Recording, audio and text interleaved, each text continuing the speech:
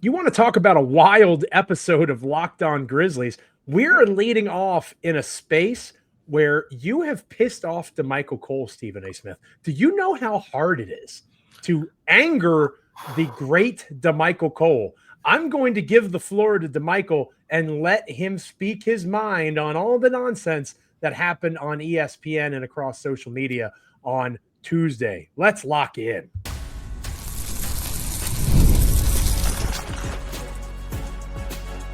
You are Locked On Grizzlies, your daily Memphis Grizzlies podcast, part of the Locked On Podcast Network, your team every day.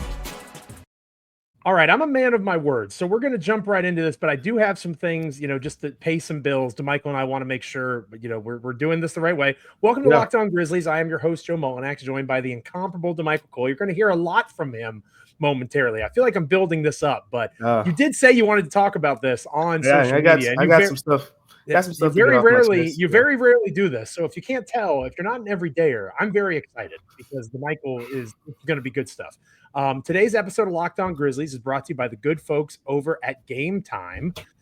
Download the Gametime app, create an account, and use the code LOCKEDONNBA for $20 off your first purchase. We're available on Apple, Spotify, Amazon, Google, YouTube, wherever you get a podcast. Make sure you're making Damichael and myself part of your NBA and Memphis Grizzlies content consumption each and every time that an episode drops. Okay, Damichael Cole, I'm just going to set the stage, all right? Ja Morant responded to a clip that Stephen A. posted or had said on ESPN, talking about how one of the reasons that people don't want to come to Memphis that are NBA players, and he kind of insinuated Jimmy Butler is one of his sources here. Didn't say directly, but kind of hinted. One of the reasons is Memphis is an unsafe city. Is that a fair way to describe it? There are issues. It's Joe. I got a lot. And then Ja responded. Right? Essentially saying, I'm not going anywhere. I'm here in the 901. And instead of talking about basketball, right? And he even shouted out TJ McConnell, which I was genuinely impressed. Like, shout out to Ja for shouting out TJ McConnell in his tweet. Instead of talking about the actual basketball game that was played, we're talking about lies in terms of trades and that sort of thing. And Ja says he's staying in Memphis. Then Stephen A. responds, and I'm not, you can go look at it on X if you want. I'm not going to read the post. I'm not going to dignify it. It's complete and utter nonsense. And it's just a reminder that Stephen A. Smith is getting exactly what he wants out of this, right? He is a anger mongerer. He is somebody that is looking for his hot takes. He said Giannis was a disappointment recently, which is one of the or he's underachieving, something like that, which is one of the stupidest things I think I've ever heard anybody say. Who would ever say Giannis, especially Giannis, is underachieving? That is just wild to me. But anyway, I set the stage. Stephen A. Smith talking trash about Memphis, Ja defending Memphis, Stephen A. rebutting on social media. Damichael, as a Memphian, again, I lived there for 3 years. I follow the team closely, but I would be doing it a disservice if this was a rant from me. The floor is yours. Joe, these things get under my skin so much. You set the stage. It's hard to get under my skin. None of this clickbait, rah-rah stuff really bothers me because I get why they do it and people still eat it up. So I really don't. I've tried to do it to you before. I've tried and you haven't bit. But this time you're biting. It's hard because it's the hometown. So there's relatability. There's a too close to home aspect. And quite frankly, this wasn't even about the Grizzlies. This is about the city. And Stephen A. comes out and as you said, he basically said players feel like it's unsafe to play in Memphis. And that is such a strong thing to say about a city that, quite frankly, I've been covering the Grizzlies for 4 years, that I've seen you at one time in the 4 years since I've been covering this team. That is a very strong thing for him to say about the city of Memphis. I'm trying to see where I want to start. I mean, because here's my thing. Let's talk basketball first. We're gonna talk basketball first before we get into the crime and all these things, and then I'll circle back, because if we're just talking particularly basketball, at the end of the day, you say players don't want to come to Memphis. This is kind of deriving from this narrative that free agents aren't really attracted to Memphis, whatever the case may be, right? Okay, boom, let's get into it. Oklahoma City Thunder, are they really drawing massive free agents, are superstar free agents saying, hey, I got the Thunder on my list. How did Caruso get to Oklahoma City? Okay. Indiana Pacers. Solid team, nice organization. Are they drawing? I mean, did Pascal Siakam choose Indiana in free agency? Milwaukee Bucks. What about the Bucks? What about Gametime? He was a free agent signing, wasn't he? What? No. Gametime was a trade. That was a trade. Right, that's what I'm saying. That's my point. Like all of these things were trades. I'm pretty confident. Portland Trailblazers had Damian Lillard and CJ McCollum for years, trying to find that other piece with them. Why in the world did anybody want to go play with the Portland Trailblazers? Seemed like a desirable destination to me. You got CJ McCollum, Damian Lillard, New Orleans Pelicans. You got all these nice players. You got Zion Williamson. You've had nice players. Anthony Davis was there.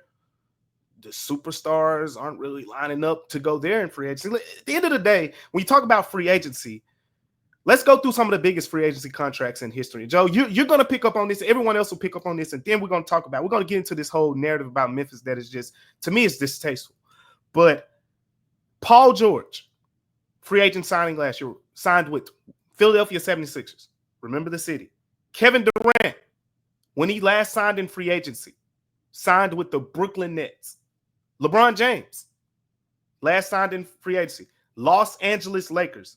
Jimmy Butler, when he signed and traded to the last team that he signed with through free agency. Miami Heat. Kemba Walker. Boston Celtics. Kyrie Irving. Brooklyn Nets. Those are the biggest contracts signed in free agency in recent years. Do you get where I'm going with this? I think I'm picking up what you're putting down. Boston Celtics, Brooklyn Nets, Boston Celtics, Miami Heat, Los Angeles Lakers, Philadelphia 76ers. Did I say the Orlando Magic? Did I say the Hornets? Did I say the Indiana Pacers? At the end of the day, this is not just a Grizzlies issue, which brings me back to the point that if you want to point this out as players are turning down Memphis because of crime, where there is data that shows that players are turning down small markets, period, for the most part, at least through free agency. Now, here's the thing about what he said. I'm honest. I'm real. I grew up in Memphis, born and raised, spent my whole life there until, I got ready to go to college. Parkway Village, Memphis, Tennessee, 38118. You look up that zip code, you'll see some things. With that being said, I've seen the ugly parts of Memphis. I've seen it up close. I've also seen the beauty in Memphis. But when I left Memphis, you know what I got to see, Joe? I got to see other cities. I got to see Philadelphia for 3 years. I got to see New York for around a year. And you'll be surprised, but when I was in Philly and when I stayed in Philly, they talked to me just how Memphis people talk about Memphis in the city. Hey, man, be careful when you're on this part of town. When you're in North Philly, be careful. When you cross over 52nd Street in Philly, you got to be careful. And I used to tell them, like, man, I'm from Memphis. It's cool. And they talk to me like Philly is worse. So the narrative that, players are turning down Memphis because of Memphis is such this crime-infested city, to me, it's false one for that reason, because we just talked about Paul George going to a city like Philadelphia. And Philadelphia goes back to my last point about you see players in free agency are signing to these other big cities because they're bigger markets, because of the marketability that these cities provide. And then the resources that come with those cities, which we'll be talking about in our third segment. So it's all going to come together. Like there is a lot to peel back. I'm trying to get through this in 10 minutes, Joe, but there's a lot to really peel back here. And last but not least, he said that players have told him this, right? Well, guess what? In my job, Joe, I get to be around a lot of NBA players. Yeah, don't you talk to NBA players like on an almost daily basis? And before I started covering the Grizzlies, I was around NBA players. And I talked to I talked to players about Memphis before, just the city. And I talked to a bunch of people around the league about this. And guess what? There are people who don't want to play in Memphis. That is true. There are people. Allen Iverson, that's an example. Didn't want to play here. Andre Iguodala didn't want to play with the Grizzlies. But guess what? Do you remember when Kevin Durant didn't want to play with the New York Knicks? I don't see talking about the New York Knicks like that. Kevin Durant didn't want to go play Do we have to go down the long list of players who didn't want to play for the Los Angeles Lakers before LeBron James signed there? The Los Angeles Lakers were star hunting since Kobe left, pretty much, and really at the back end of Kobe's years. And they couldn't land anyone. They were star hunting for years. So to say that this is a crime issue in Memphis where you could talk basketball, I'm okay with that. You want to point out facilities in Memphis, you want to talk about, maybe players or front office or whatever the case may be, okay, make your argument. But to me, there is no data that really supports. Like, okay, if you have a couple players saying this, but when you say something like that, you got to be strong and you got to be bold with that. And to me, Stephen A is just blurting off at the mouth. He's just blurting off at the mouth because I have heard so many players. DeAnthony Melton loved Memphis. Kyle Anderson loved Memphis. And these aren't stars, so to speak, but these are veteran players that have spent time in other cities before they even came to Memphis and said, man, I love Tyus Jones, loved Memphis. All these guys that come through here, and these are players that played here. But even if you go back to the segment, Joe, if you listen, I forget which Morris twin it was. I think it was Marcus Morris. But before Stephen A makes his comment, the Morris twin literally says, I would play in Memphis. He literally says it right before Stephen A goes on to say, these dudes don't want to play in Memphis. So I just think it just rubs me the wrong way when you go with this strong narrative. Like, Memphis has its problems. I'm not going to deny that. I'm not going to be some, apologist for my city. At the end of the day, I know that we have had our struggles with crime, and other things like that. And like I said, quite frankly, I grew up around some of that stuff. But at the same time, I've seen the beauty in Memphis. I've seen the beauty in a whole bunch of people who helped me get to where I am to be able to speak on this platform right now. And those people are right there in the heart of Memphis. Second grade teacher, third grade teacher, sixth grade teacher, eighth grade teacher, coaches, so forth. People who still check on me to this day. All Memphis natives, Memphis residents. It's not just crime. There are great people in this city. There are great people who look out for those players on the Grizzlies who don't get recognition. There are people in the city of Memphis who look out for John Morant. There are people in the city of Memphis who look out for those players. There's people in Memphis to this day who have strong relationships with Zach Randolph, Tony Allen, Mark Gasol. And I'll end it at this. Like, you tell me, like, what player in NBA history could be more comfortable than Tony Allen and Zach Randolph in the city of Memphis? Those dudes can walk around the whole city blindfolded. And I really mean that. The city loves them. The city's completely embraced them. I don't see anything different. Again, I stayed in Philadelphia. I seen Philadelphia up close. Lou Williams even talked about a story in Philadelphia where he was held up and he was robbed. And he told, dude, this ain't the way. When he was playing with the 76ers, this stuff happens. But at the same time, there isn't some large volume of stories where, guys go to Memphis and they're all getting robbed or nothing like that. So it's lazy. It's stereotypical stuff that people on Stephen A's platform should not be spitting out. I cannot wait for NBC to start their NBA coverage again because they're just going to blow ESPN out of the water, in my opinion. It's not even going to be close. I'll leave it with this because Damichael deserved every minute he got there. The only reason that I no longer live in Memphis, and this is factual, you don't have to believe me, is because my wife and I wanted to have our children closer to my parents. That is the only reason. I didn't leave the city because I felt unsafe. I didn't leave the city because I thought it was a bad place to raise a family. If I could have convinced my parents and her parents to live in Memphis, Tennessee, Damichael and I would be colleagues. I had a radio show lined up there. So Yahoo 730, shout out. We had GBB Live on the radio. I would probably be a colleague of Damichael Cole at this point, not 1,000 miles away, but seeing him at every Grizzlies game. That is fact. Memphis is a phenomenal place with amazing people. Don't speak on it if you don't understand it. That's why I let Damichael You're not here. That segment. He's not here. Right. He is not. He's rarely been there, to your point. I've been there more recently than Stephen A. Smith has been to Memphis, Tennessee. So shout out to Memphis. Shout out to John Morant. Again, it just further solidifies why he's there. right? And Desmond Bane would have wanted to stay in Memphis too. I don't want to make it seem like that's why he was traded. But these are guys that love the city, that want to be there, that are supportive, and that's where the focus should be. But again, it's hard to do that when a national platform is spewing such things. When we come back here on Locked On Grizzlies, I promise we're going to get back to basketball. Damichael and I have been approached about some Santi Aldama to Detroit stuff. Let's explore that idea a little bit here on Locked On Grizzlies.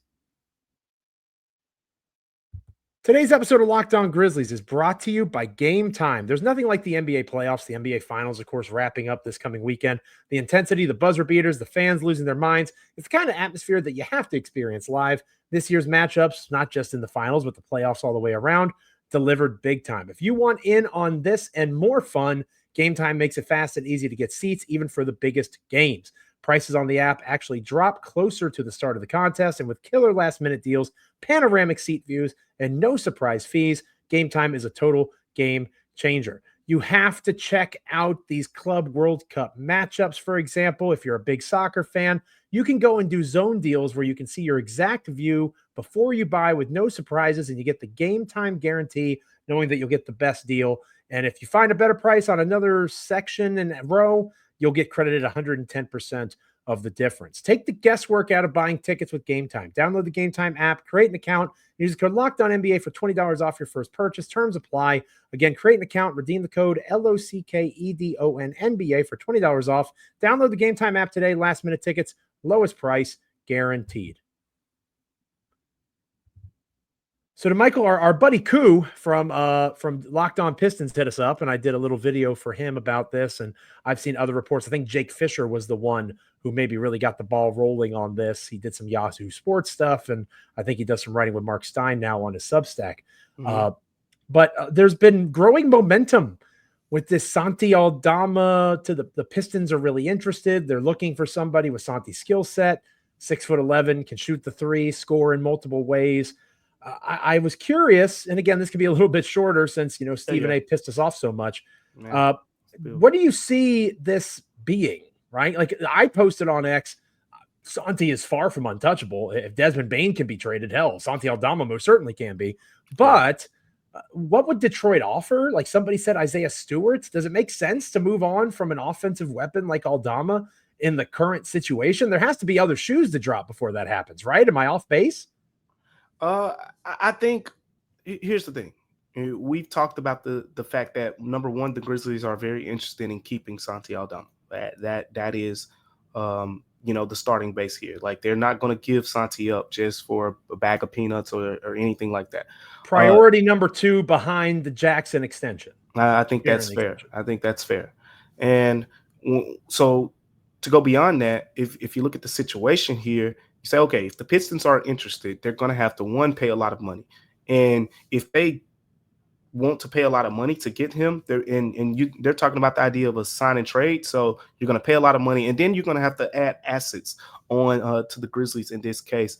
I haven't looked too deep into the numbers on the Pistons side just yet, but I could see, the Grizzlies possibly just, taking on, someone like you said, Isaiah Stewart. That would make sense now in the Grizzlies case. They do need, another big, so to speak. Maybe there's some redundancy there with, Isaiah Stewart and, the Brandon Clark kind of prototype or whatever the case may be. But I think, Santi to me is very likely to stay in Memphis, barring some, wild offer from the Pistons, which would be kind of crazy to me because the Pistons have built this identity on this team that's really kind of been super tough and defensive minded. And Santi gives you some offensive flash there, but that really hasn't been his identity as a player.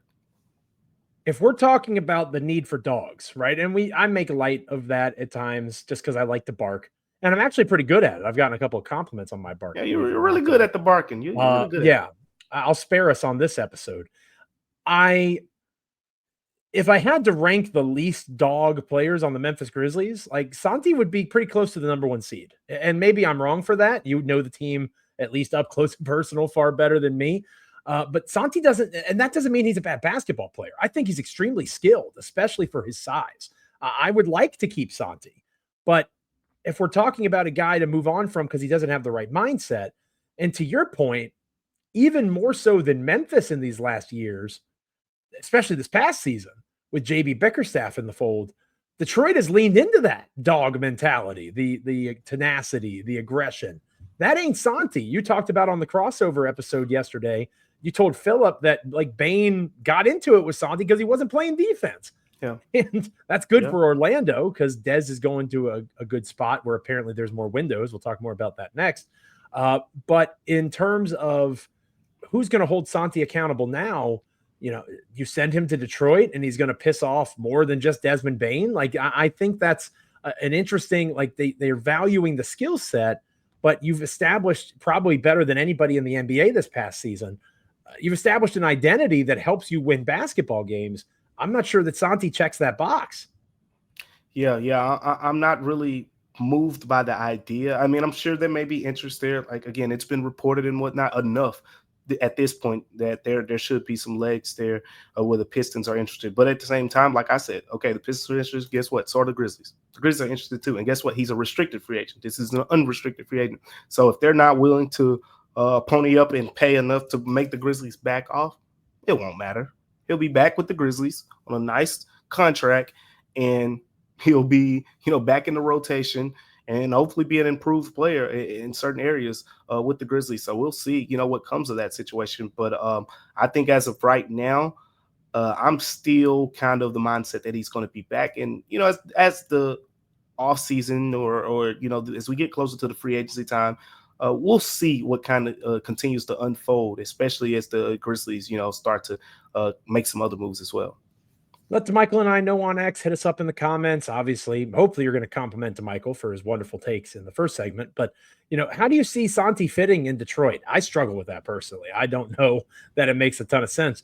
But, maybe depending on the way Zach Kleiman goes this offseason, maybe Santi makes less sense in Memphis moving forward.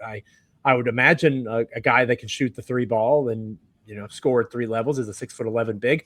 That should be intriguing. I'm not saying Detroit shouldn't be interested, but Memphis, as you said, Damichael, very well, it's restricted free agency. It doesn't really matter unless Detroit overpays. And if they, want to overpay in a trade, we've seen recently evidence that the Grizzlies will listen in that case. Speaking of overpaying in a trade, Desmond Bane is very excited about the new digs that he has there in Orlando. We're not going to beat up on Memphis, but we are going to see if there's anything to this windowless facility that that Desmond was discussing in that interview with his press conference availability coming out of the trade. We'll talk about that next here on Locked On Grizzlies. Oh, Damichael, it's that time. You know what time it is. Check this out. Everybody listening, listen. Hold on. I need to turn this the right way there. Turn around. Right. Okay. Hold on. Wow. Oh, wow. Performance anxiety. All right. Yeah, I got you, Joe. I got you right here. Oh, you got one too. What are you drinking there, partner? You got vintage cola? This is a vintage cola right here. Yeah, cheers. I'm going classic root beer. Okay, you go for it. That is good. Let me tell you a little bit about OLIPOP. It's a new kind of soda made for people that love the classic taste, whether it's vintage cola or classic root beer, but want something that supports their health. 2.5 grams of sugar, 9 grams of prebiotic fiber in every can.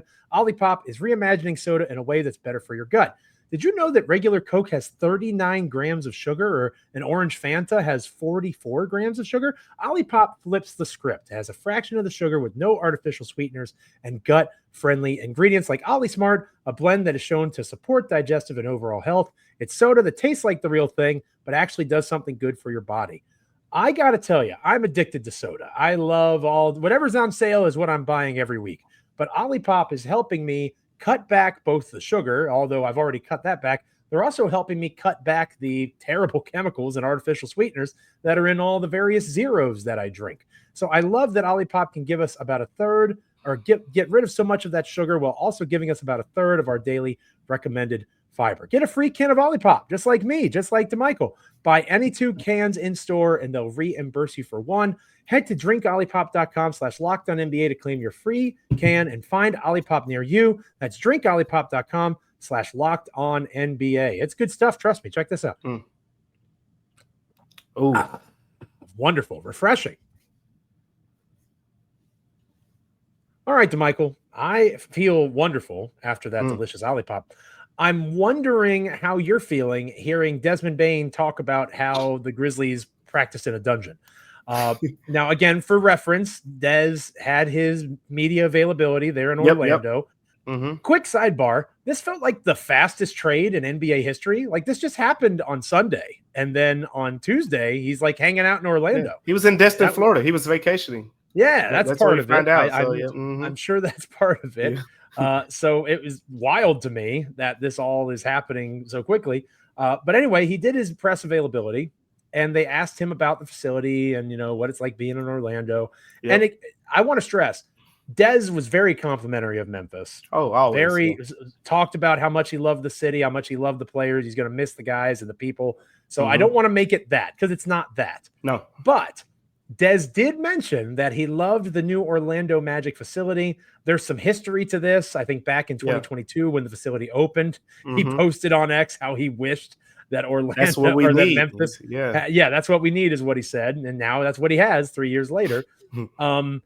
He talked about how the Grizzlies call it the dungeon, the facility there. I'm guessing that he's talking about the Ford practice courts there at FedEx Forum. I've been there a lot less than you, but I have been in there. How do you feel? Again, I don't need you to go.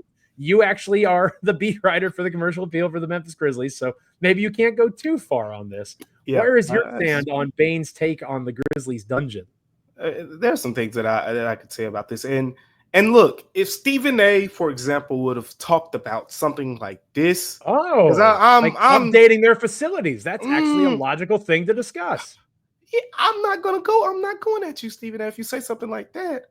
But you come at the city talking about, the crime this and the crime that, when you got dudes. I don't want to, distastefully throw out city names, but I mean, as shout out to my guy Doc Holliday. Doc Holliday say crime is everywhere, and I mean we all know that. But we talked about Stephen A. in the first second. This ain't about Stephen A. I'm tired of talking about Stephen A. Well, you did mention Brooklyn being a peak spot for free agents. And, whenever you think safety, you think Brooklyn, New York. I mean, doesn't get much safer than Brooklyn, right? I mean, you talk about the subways and, just so safe. I remember those long nights in Brooklyn and just feeling like I was on the golf course, Joe. I mean, Cloud 9. Can't get any safer than that. And so with Desmond Bane, talking about the practice court with the Grizzlies. Now, here's a legitimate thing that you could point to, because two things can be true here. And one is the Grizzlies, at least on that NBA market, are kind of outdated, in that area. Yeah, they have, practice courts and they get the job done. They're in the FedEx Forum. So you talk about, they can come there, right after game, right after practice. I mean, right after a workout, on the actual court, like during shoot around. I see players sometimes leave shoot around, then they go to the practice courts and get some shots up, things like that. Very accessible from that standpoint. But what you're seeing around the NBA, you just seen it in Orlando, and Desmond Bane was talking about it. I talked about my time in Philly earlier, where I spent 2.5, 3 years. The Philadelphia 76ers have a practice facility in Camden, New Jersey, where they go. Very nice facility. Also, that's one that's very kind of recent, so to speak, and it's modern. So the Grizzlies are, in a way, I think, they need to, become more up to date in that area. I've seen, a shout out to my former colleague, Mark Giannotto. He used to always talk to me about the idea that the Grizzlies need to have their own practice facility, like the Orlando Magic, like the Philadelphia 76ers, and they need to put it in an area that's closer to where some of the players stay. And it wouldn't be a surprise to people that a lot of the players live in like the Cordova, Collierville, Germantown, Eads. Whoa, hold on a second, Damichael. Are you trying to insinuate that the entire conversation from earlier is moot because none of these players actually live in the downtown area of their cities? Are you saying suburbs exist, Damichael Cole? You'll be surprised, Joe. You'll be.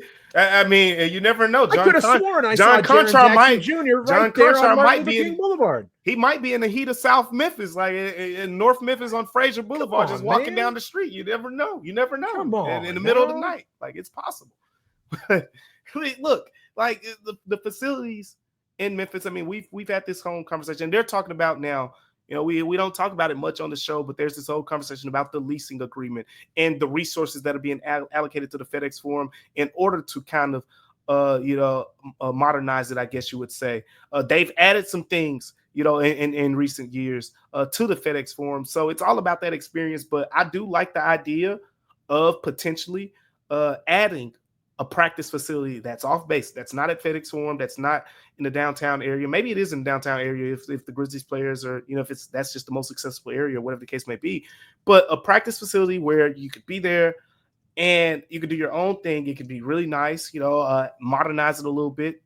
Players love that. I remember when the 76ers did it. A lot of the players had great reviews about, their practice facility. And of course, in Orlando, it's being received the same way. So not really surprising to see Desmond Bane say that. But that would be something like, think about it. When players go on free agency visits and they're asking around, like, think about how over the course of years you've heard, like the Phoenix Suns, for example, be a desirable destination because of you. Everybody's heard probably about the Phoenix Suns training staff, over the course of the years, like, how they would kind of rejuvenate guys later in their careers, Grant Hill, Steve Nash, Shaq, Jason Richardson, etc. But that kind of was a talking point with them. So a lot of this is the resources that are around the team, not crime. But I digress. I got to stop, Joe. I got to stop. It's wild how that works. It's almost like when you invest money in stuff and it's nice, players want to go to those spots. It's fascinating, really.